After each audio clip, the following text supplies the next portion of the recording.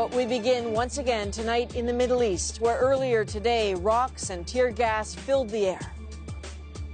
And tonight, just hours ago, there was much more than that. Rockets from Gaza, airstrikes from Israel, topping off a Friday filled with prayers and protests.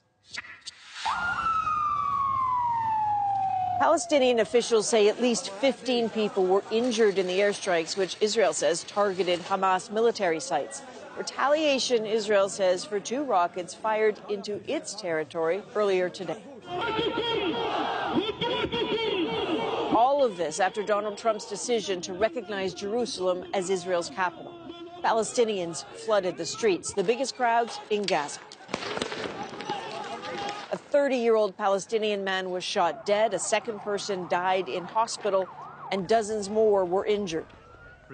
The U.S. decision was also the subject of a special UN Security Council meeting. Britain called the move unhelpful. The U.S. ambassador took it as an opportunity to take a swipe at the UN.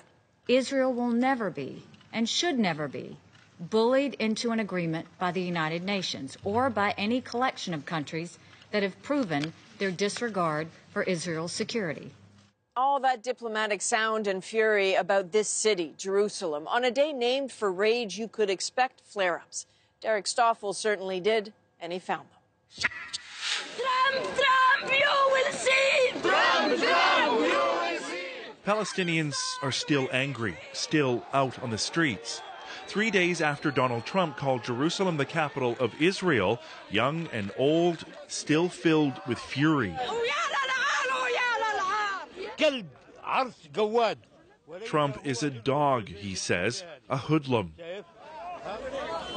In East Jerusalem, tensions flared as Israeli police moved in. There was pushing and shoving and skirmishes that flared all afternoon.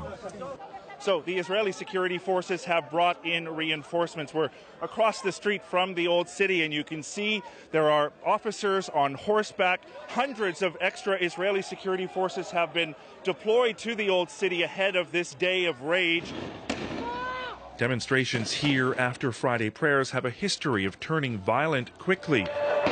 Sentiments were stirred up yesterday by the militant group Hamas. It called for a day of rage and a new uprising or intifada against Israel. Instead, today was more a day of high tensions. And it seems for some Palestinians, the last few days have marked a turning point. I believe in peace, but I don't believe in peace process. This longtime Palestinian activist says it will be the street, not the negotiating table, that will give the Palestinian people what they long for. Popular, continuous, popular resistance is the way. There are some who say the subdued protests are a sign that many Palestinians are simply fed up after decades spent fighting for their own state with little to show in the end. But this Palestinian politician says not true.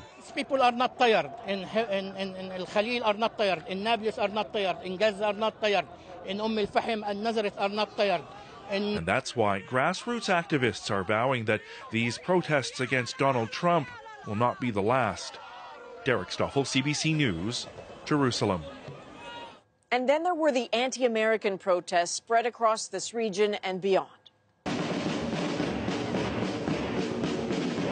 People filled the streets of Beirut after Friday prayers, burning tires, serving as roadblocks for protesting Palestinians living in refugee camps. Demonstrations were seen across Europe, gathering near Berlin's Brandenburg Gate and outside the U.S. Embassy in London tonight. This is not merely some harmless symbolic maneuver. Even on Donald Trump's doorstep, hundreds of Muslims prayed outside the White House this afternoon, part of a peaceful demonstration in solidarity with the Palestinians. Trump was home, but likely didn't see the crowd. But back here in the center of the storm, life looks different. Yes, as you saw in Derek's story, there were clashes in places like Damascus Gate, and yet Jerusalem is, in an odd way, calmer than many people expected it would be, almost as if on this day there is a holding back of sorts.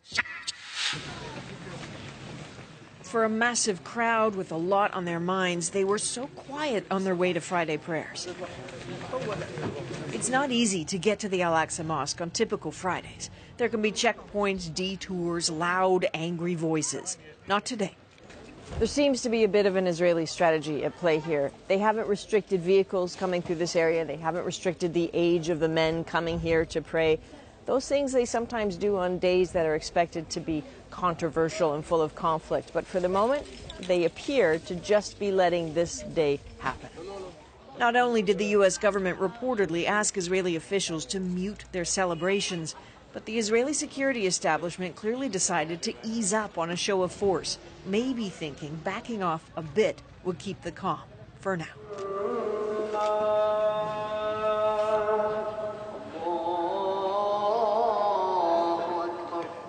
And once the prayers were done, it was back to the usual uninterrupted chaos of the place. Commerce alongside commentary.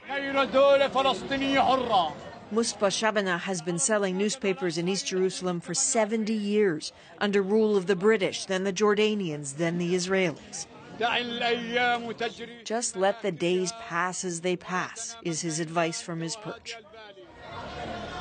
Don't mistake that for acceptance. It's possibly just resignation. Khaled Abutai seems to feel a bit of that. His brothers are in jail after clashes with the Israelis. Another lost an eye. Today, he just wants to go home, not do battle. Without throw stones, without anything, if they stay here in Jerusalem, that's fight. That's we can call that fight. So just living here is fighting? Yeah, this is fighting.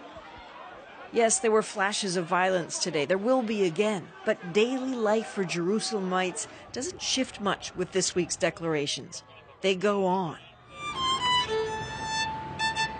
In nearby Jewish West Jerusalem, life doesn't feel altered. Not to young Yovel.